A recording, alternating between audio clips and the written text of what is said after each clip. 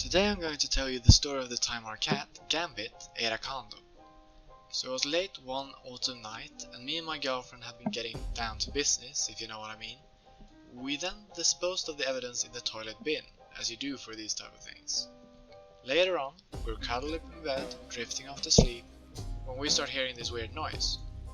Now, our cat is a little piece of shit, so for him starting to make noise just as we're about to drift off is not unusual at all. In fact, it seems like he waits for us both to be in bed, and then he immediately goes around trying to break anything he can find.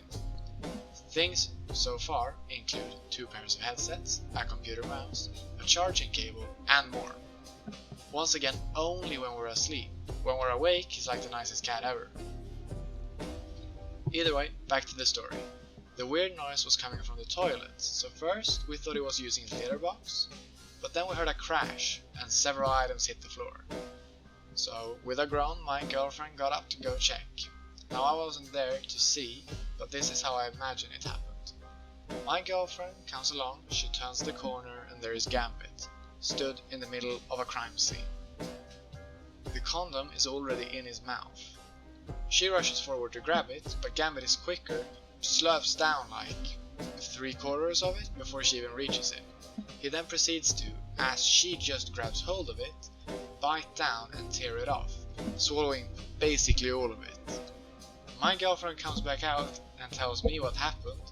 Now, we don't have a car, it's past midnight, and the only vet open for calls at this time is miles away, meaning we have to call someone to borrow a car, and we have to tell them why. Thankfully, without too many questions, Joe is our savior and allows us to borrow his car, with the only request that we drop him off at home before we go. So we drop him off and we go to the vet's office.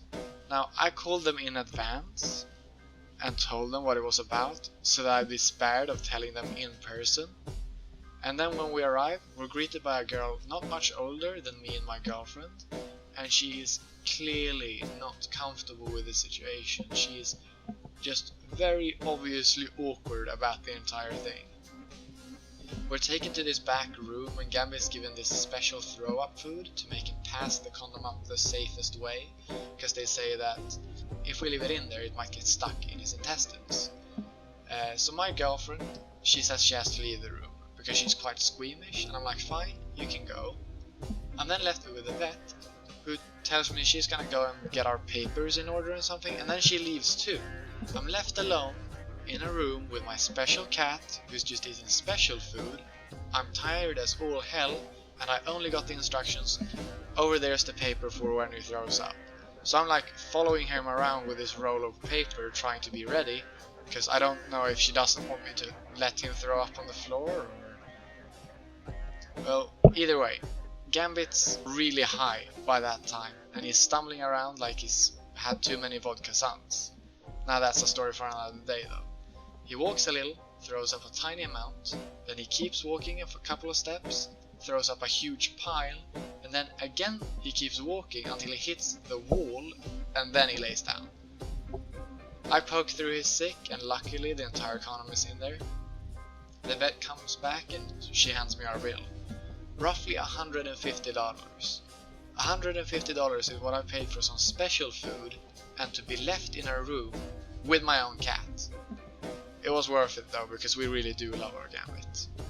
However, it would seem that ever since that event, he's got some weird fetish for plastic and latex. He will seek it out, and he will chew it and eat it if we don't stop him. Hold a piece of plastic in front of him, he will start biting at it. Leave a balloon anywhere or any type of soft plastic really, he will search and destroy that mother.